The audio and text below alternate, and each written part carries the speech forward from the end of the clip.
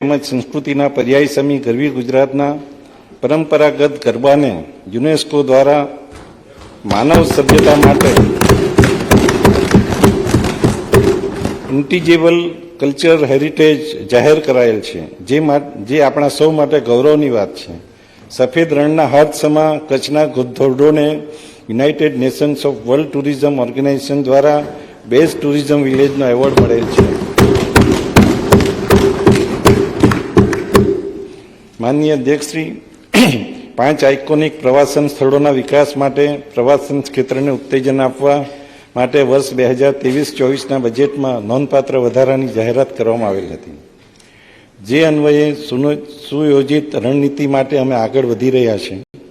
ઉત્તર ગુજરાતના અંબાજી, ધરોઈ, તારંગા, વડનગર વિસ્તારનો world class sustainable tourist pilgrimage destination તરીકે વિકાસ કરવામાં આવી રહ્યો છે.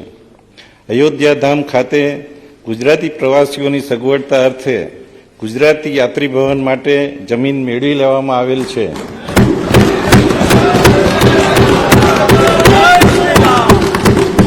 અને તેના નિર્માણનું કાર્ય ટૂંક સમયમાં હાથ ધરવામાં આવશે. અમૃતકાળમાં સેવા ક્ષેત્રે વિકાસ દર વધારવાની અમારી સરકાર કામ કરી રહી છે.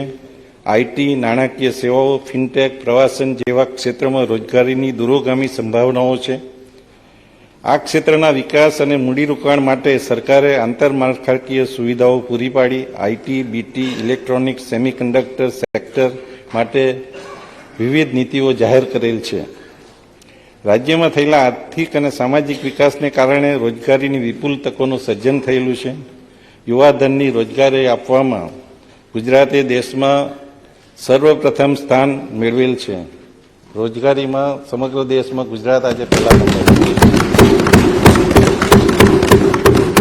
ઉચ્ચ ટેકનિકલ અને મૂલ્યવર્ધન કરનાર ઉદ્યોગો, નવા સેવાકીય સેક્ટરો અને વૈશ્વિક બજારમાં કુશળ વર્કફોર્સની માંગણીને પહોંચી વળવા સરકારે યુવાધનને તાલીમબદ્ધ કરવાનો નિર્ણય કર્યો છે.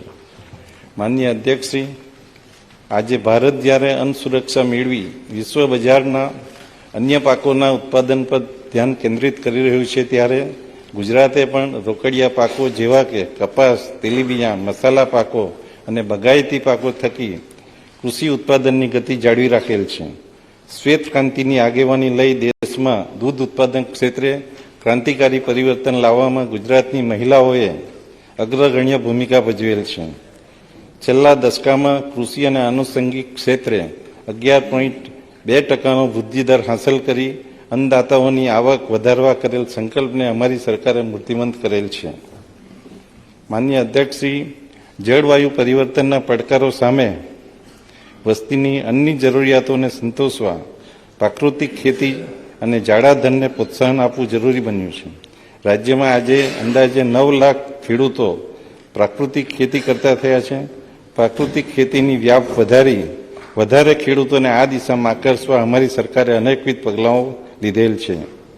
આદિજાતિ વિસ્તારોના સર્વાંગી વિકાસ માટે વનબંધુ કલ્યાણ યોજનાની શરૂઆત માનનીય શ્રી નરેન્દ્રભાઈ મોદીના માર્ગદર્શન હેઠળ શરૂ કરવામાં આવેલ હતી.